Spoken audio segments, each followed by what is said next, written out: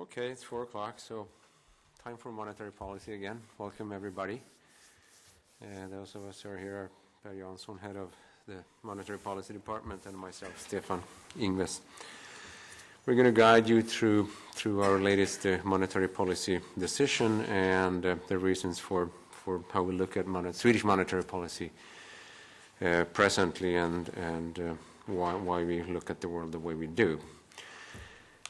Main conclusion this time is that the turnaround is solid, and that means that we see strong development in the Swedish economy this year and in the coming years ahead. And then based on that, we have concluded that in order to achieve a balanced developments in the Swedish economy, the executive board of the central bank has decided to raise the repo rate by a quarter of a percentage point.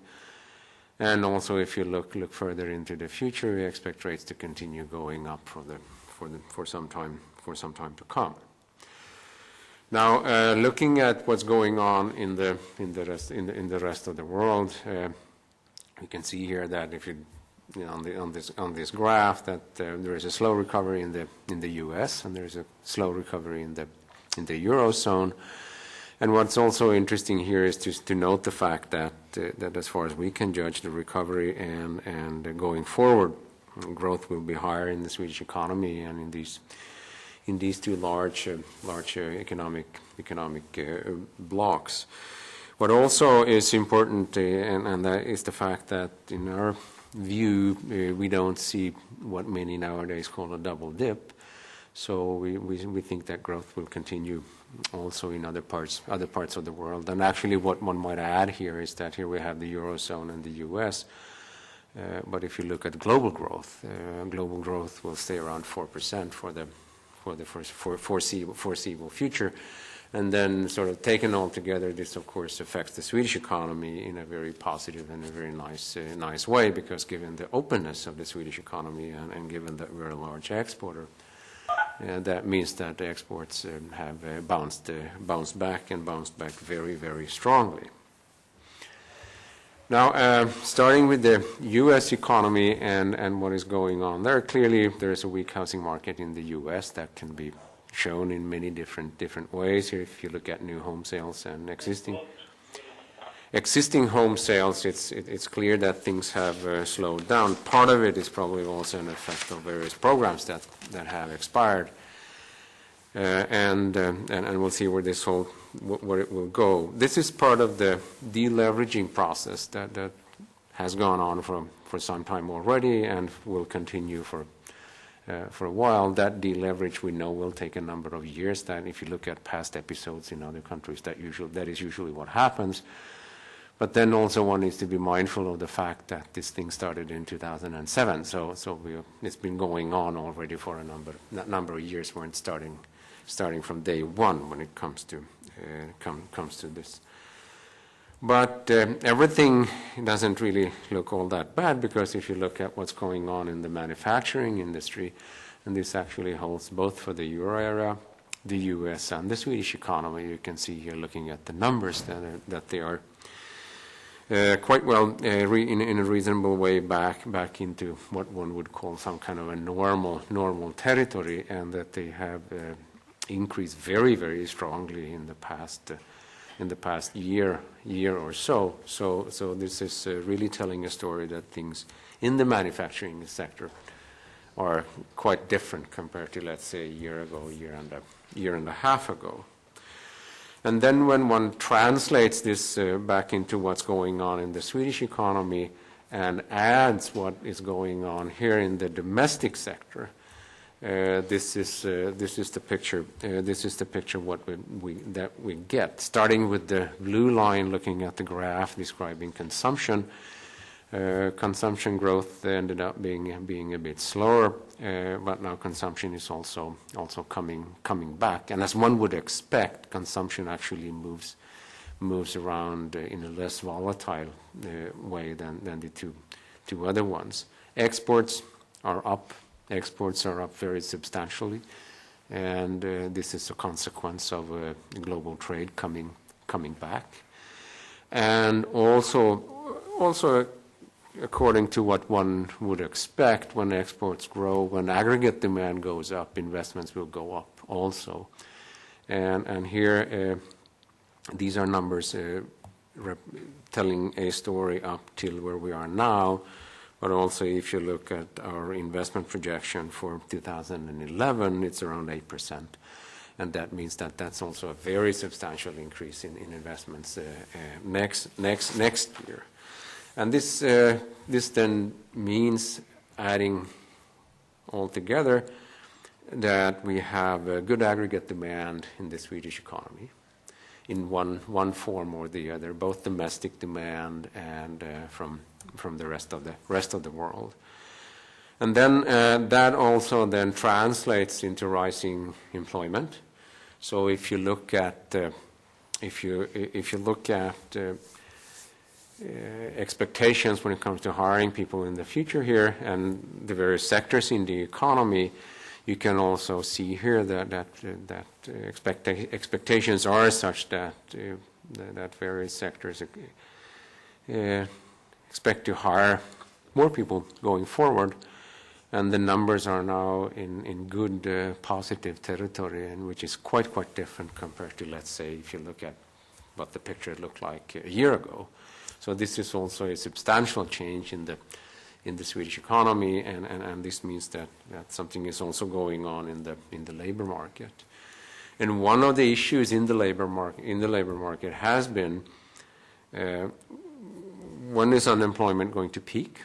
How high is it going to go? And many of you are aware of the fact that in our past projections, we felt that unemployment would go much higher than what we have here. And that's, of course, a good thing in itself, that the peak ended up being much lower than we expected, so we have revised down our forecasts many times. And the other aspect of it is that we are actually have passed the peak, which is something which is different compared to many other countries. And then, as you can see here in our projection, unemployment over the period that we're talking about now here will move downwards and towards 7, and here ends at a little bit higher than 7%.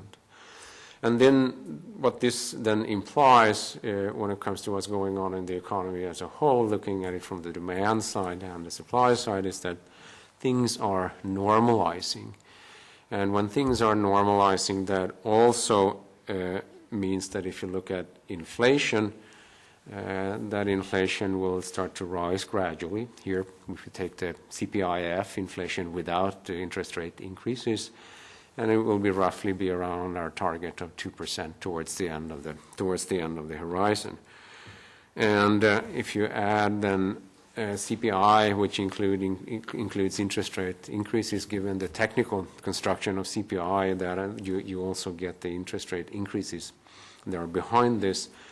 But also in this case, we're sort of in territory which isn't too far from the inflation target of 2%, and eventually, when interest rate movements have settled down, these two graphs would more or less over time coincide. And this basically then also is another way of saying that the economy towards the end of the period will be fairly balanced, given that we start with free resources in the economy when we go into this.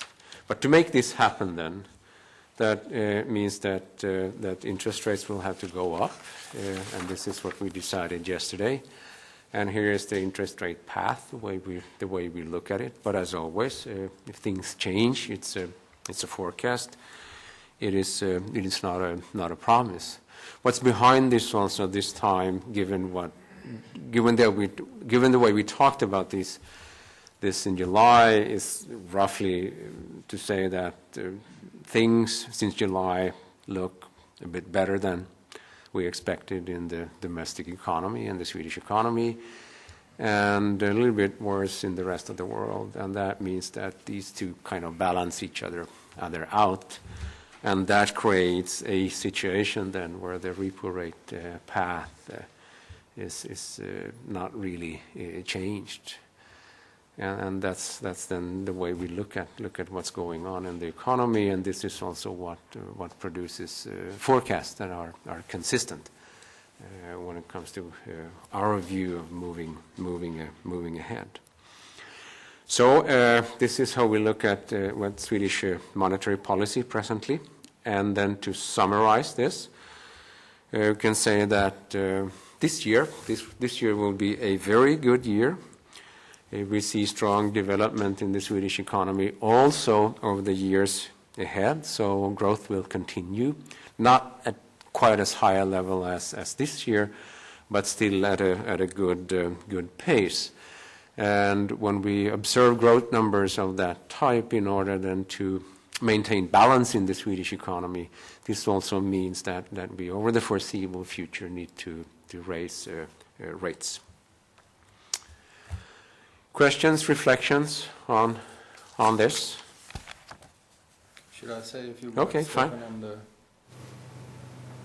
I guess one issue that you've been looking at and we've been discussing before is this issue that there's a rather substantial difference between our projection of the policy rate and the one expected by markets.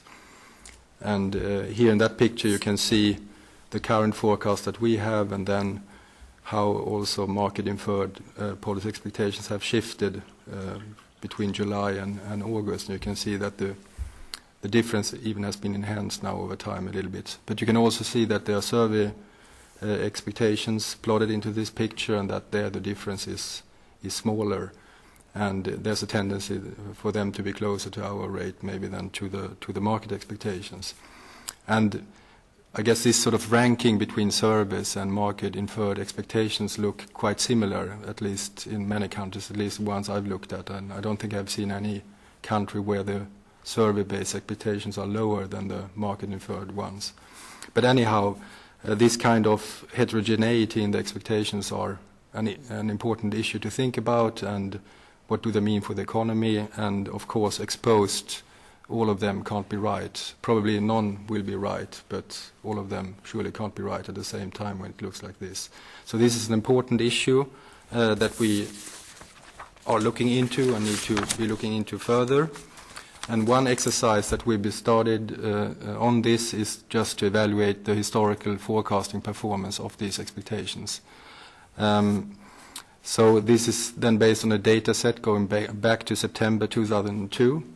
And in that evaluations we look at means and medians from this Prospera survey, and also on market-inferred expectations based on FRA contracts, and also some based on other methods that we use internally based on financial instruments of various sorts. And those expectations are then compared in real time to various models, such as if you could use a recursive mean, or you could use an AR model, or you could use a VAR model or so in real time. And the results so far then suggest that really none of these expectations, whether surveys or market-inferred ones, are very accurate, to say the least, forecast of the future. I mean, I think this is a telling picture that we've been calibrated for some years back. And indeed, it doesn't matter whether you look at forecasts 3 months ahead or 12 months ahead or 24 months ahead. All of these forecasts are really terrible. And you can easily find information in real time where you can improve on these forecasts. So in a sense, that's what you would call being inefficient forecasts. You can easily find aggregates that would improve on the forecast. And even worse, they're actually biased, so even on average they do not predict the right outcome. So this is not very maybe promising in a sense, but I think it gives some perspective to the debate that we're now having about, what to make out of this difference between the various forecasts that we have. Maybe, I mean, these are just different forecasts. To tell about the future is always difficult, and you should be careful to put all your eggs in one basket, of course, as always. We will expand on this analysis further, and if you're interested, we could share that with you and discuss further in the future.